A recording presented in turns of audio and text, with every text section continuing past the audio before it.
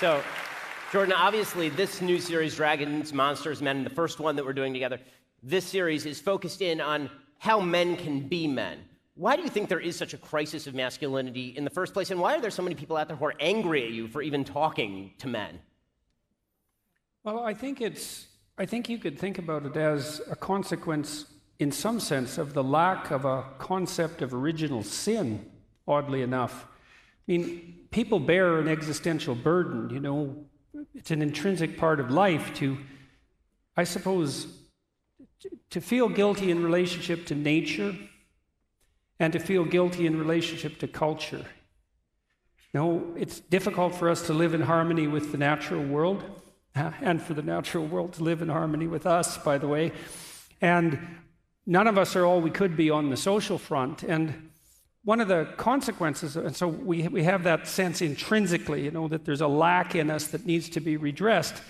And unfortunately, that can be weaponized, and has been. And what I see happening to young men in particular, boys as well, not just young men, and maybe even, you know, maybe starting at the age of toddlers, is that we have this sense in the world that human beings live in antagonism to nature and that we're actually a malevolent force. And that our social structures, which are clearly capable of the commission of atrocity, are fundamentally oppressive, patriarchal in their nature. And so then if you're a male in a society with that ethos, the motive force that drives you into the world to live is associated with rapaciousness and despoliation on the natural front, and then oppression and atrocity on the social front. It's like, well then, if you're the least bit conscientious, because this sort of accusation hurts conscientious young men the most, then the best you can do is, well, let's say castrate yourself. How would that be? And that would be real comical, except that it's also happening. So I guess that's why I think there's a crisis. And there's something serious at the root of it, right? Because we do have to take the fact of the potential damage we can do to the natural world and the social world. We have to take that seriously, but the proper consequence of taking that seriously is not to commit hara-kiri, let's say, in a fit of moral anxiety and take yourself completely out of the game. But that's the insistence now, and it's really, and I see that psychoanalytically, you know, I see that as a manifestation at a symbolic level of something like, well, symbolically, that's associated with the devouring mother, right? It's an overweening and destructive false compassion that has this devouring quality. And yeah, and that's basically where we're at. So you know, it's one of the things that's striking about the sort of hatred that you've gotten from so many is that you've literally been asked why you're even bothering to speak to men. I mean, there is this crisis of masculinity, right? There is this idea that every form of masculinity is toxic, and you've spent your life trying to talk to men and say, no, you can channel that masculinity in not only a good way, but a necessary and productive and useful way. And people have gotten angry at you for this. Where do you think that's coming from? Why? That's obviously a good thing that you're doing. Why are so many people upset with you for that? Well, the thing is, I never really set out to talk to men specifically, but I did set out, at least in part, to make a case for the utility of both the feminine and the masculine spirit, and it turned out that making the case for the masculine spirit was something that was more demanded by the culture, let's say. The anger, that's a complicated issue. We touched on some of it in relationship to the despoiling of nature and the idea of the oppressive and atrocity committing patriarchy. But then there's another issue too, which I think is germane. Because of family fragmentation, there's a very large number of women who have, just like there's a very large number of men who have never had a real word of encouragement in their whole life. It's a really sad thing to see. It's a really, really sad thing to see that deeply and to have seen that reflected in so many thousands of people. But there are many women who've never had a positive relationship with anyone male in their life. And so one of the consequences of that, we know, for example, that younger women are more likely to be attracted to men who show dark triad traits, narcissistic, Machiavellian, and psychopathic. And people who have those traits are characterized by the mimicry of competence. And so what women want in men more than anything else is competent generosity, and the data on that are very clear. But you can mimic that if you're narcissistic, and if you're a young woman, you can be deluded by that.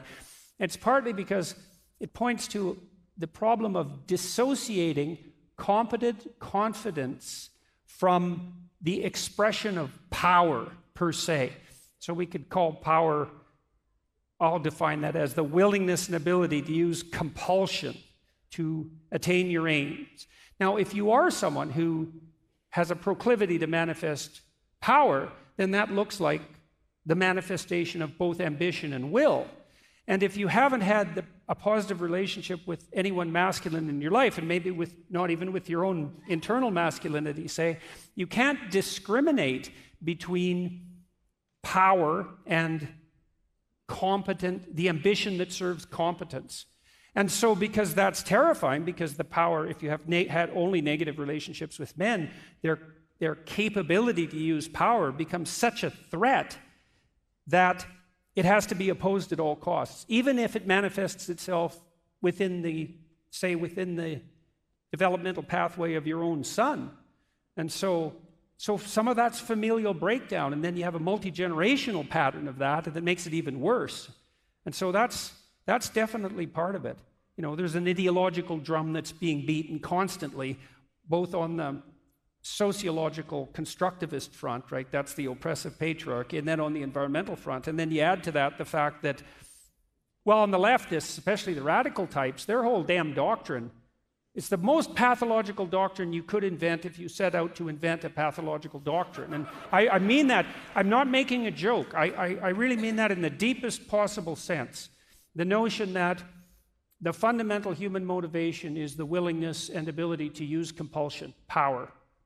It's all about power. And every time I hear that now from someone, I think, that is not a sociological observation. That is a confession on your part. And it's also just complete bloody nonsense. I mean, you all know this.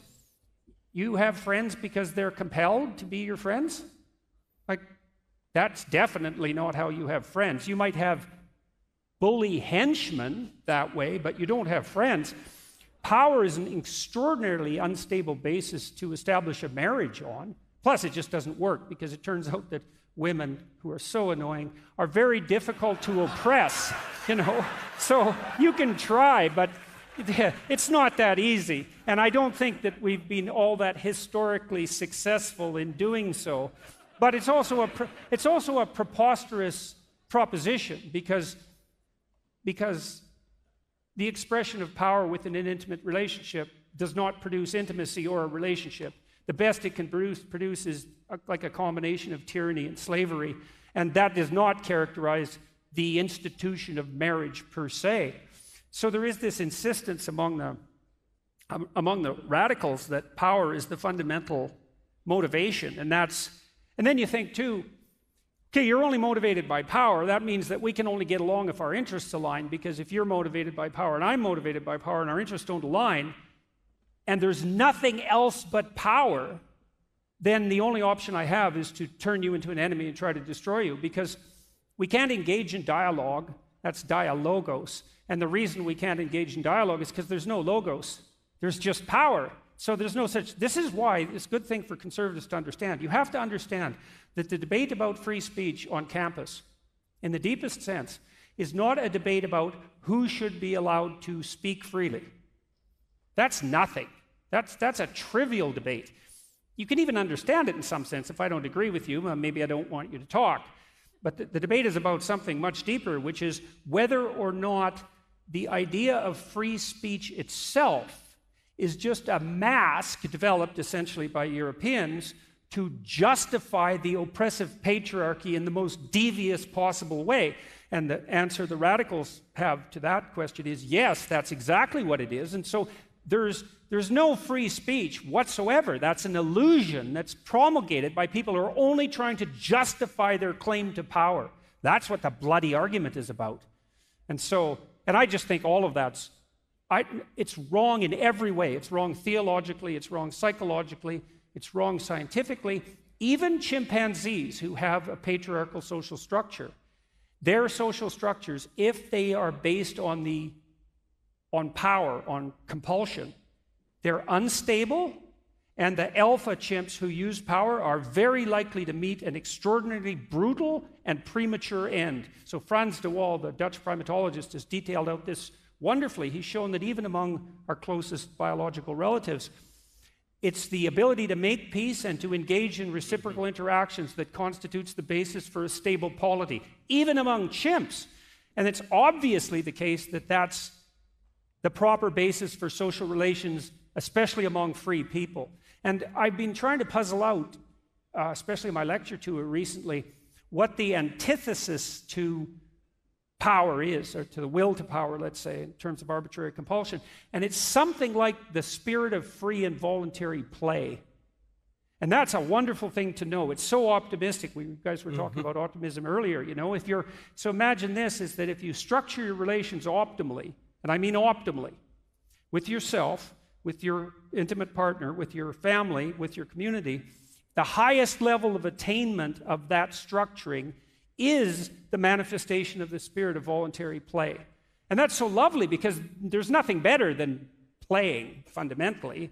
And, you know, human beings and other mammals as well also have a biological circuit that mediates play. That was discovered by a man named Jaak Panksepp, and he showed that play is unbelievably important to the development of children for a variety of complicated reasons, partly because they're practicing to be competent adults, but also that it can be suppressed by almost any other emotion or motivation. So your kids can't really play if they're hungry or tired or wet or upset. The same would apply within your relationship. If there's stresses and tensions, the play disappears. But if you optimize the relationship and the circumstance, then the spirit of play can manifest itself. And I would also say that's also the fundamental purpose of fathers in some sense, is to imagine that paradise, that's a walled garden. That's what paradise means. So it's walls, structure, and then the garden inside is nature, and a nature that's tended. The masculine role in child rearing is something like the erection of the walls so that play can manifest itself within the walls. And that's a real good combination of security, because that's what the walls are for, but then the kind of freedom that allows for untrammeled development to occur in the most positive possible sense. And so I would say that those of us who are standing against the radicals who insist that the only human motivation is power can oppose that in part by putting forward the observation that the proper antithesis to that is the spirit of voluntary play. And that's what I hope we're going to do with the Daily Wire.